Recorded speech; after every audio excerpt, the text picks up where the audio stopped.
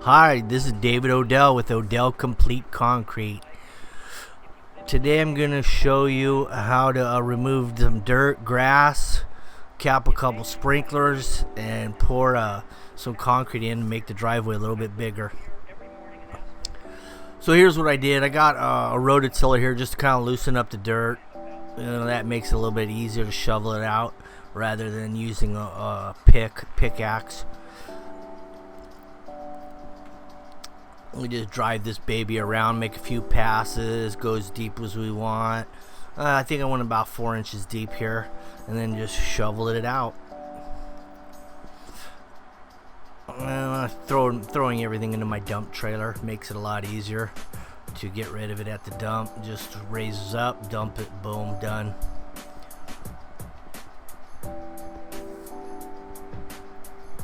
I believe I had all this out in about 4 hours loaded. It was about, I think we did one trailer load here, approximately 4 cubic yards.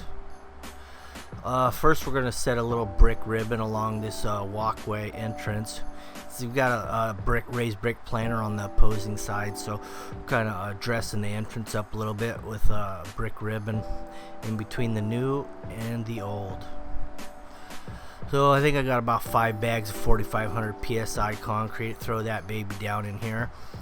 Then I'm going to rake it around, get it about the right depth, and just start sticking the bricks down. But you got to remember, when you put these bricks down, you want to soak those in some water. I've got a barrel of water that I've been soaking these bricks in. Makes them stick a lot better to the concrete, so they don't flash dry, basically, and they just pop out later if you don't wet them.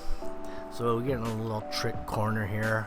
I've got my wet saw in the back of the trailer there, so it makes it a lot easier to cut brick. You can cut them with any of the skill saw or grinder with a diamond blade in there, but I like the wet saw. It just limits the dust. Now we're just going to match it up with the slope of the other concrete and stick them down. And then what I'll do, once I get them all down, I'll use a grout bag and fill the joints up. And I just use basic type S spec mix mortar for this.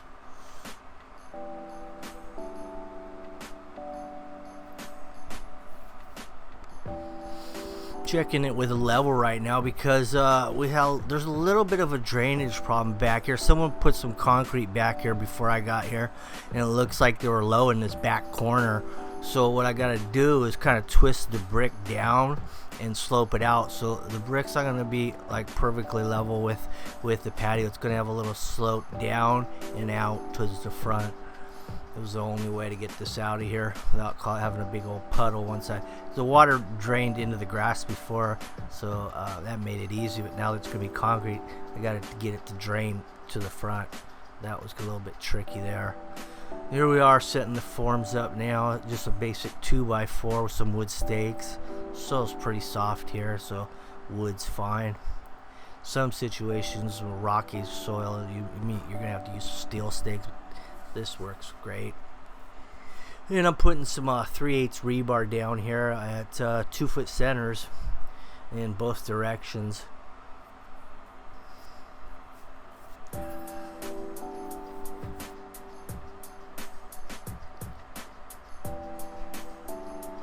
There's a center screed board that I set up so I can kind of run my rod board off the top. As you can see, I've got my board riding on the top of that center board that's above the concrete, and it rests on the outside form. As you can see by this particular mix, it's very rocky, and there's not a whole lot of sand in it, but it has plenty of cement. So it's a very strong mix, hard to finish type mix.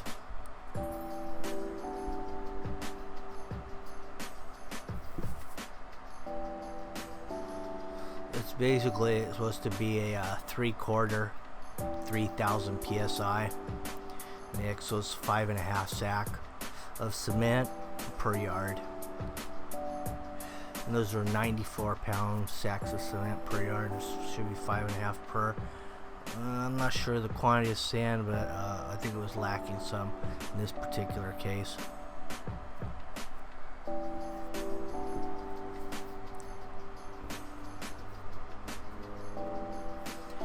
That's me laying it down along the edge right there. I've got a trowel, hand edger. I've got a 12-inch and I got a 16-inch trowel there. I like the 16-incher because you can lay it down nice and flat in big areas and not as many motions.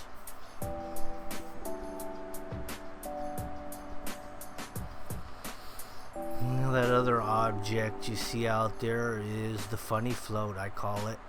It's basically fiberglass, and it kind of takes the place of the hand float, but you can reach out with it, poles. Kind of whips up the cream, knocks it down.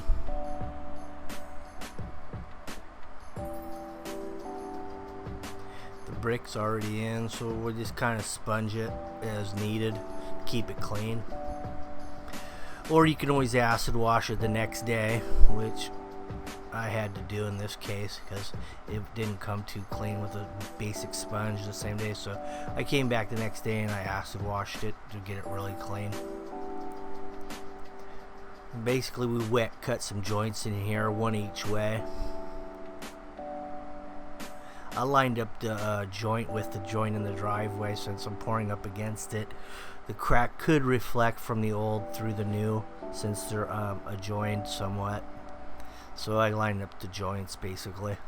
So in case it does crack, it'll crack right on through.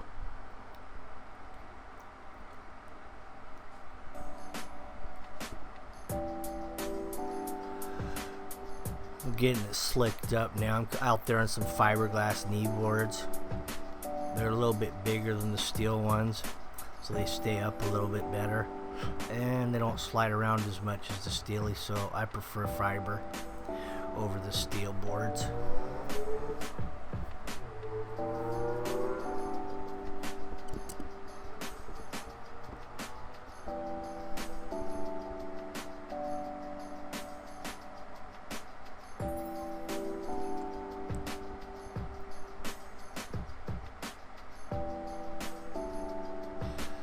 That's me in the red shorts.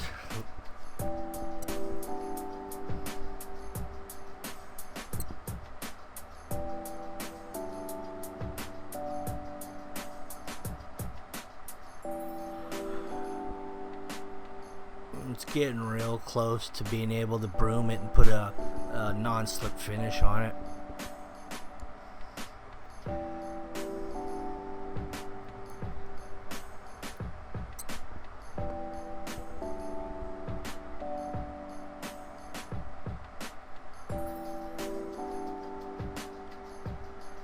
Now I'm spraying a concrete cure on it because we're about 96 degrees today outside, so whenever it gets above 80, I like to spray curing compounds on it, and that's what this is. It slows down the drying of the concrete, so the moisture doesn't come out so fast, and that's when you get shrinkage cracks a lot of times, when it dries too quickly.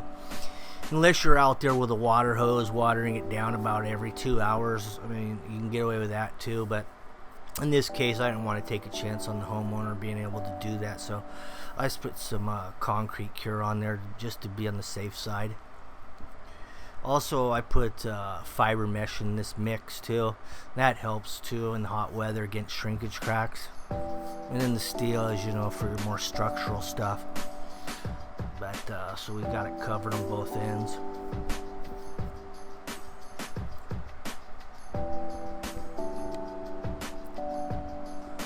And this concrete cure makes a big difference. I've seen it sections of concrete right next to each other. One had cure, one didn't. Cracks on the one that didn't have cure the very next day. The one that did have cure, no cracks. So I know it works.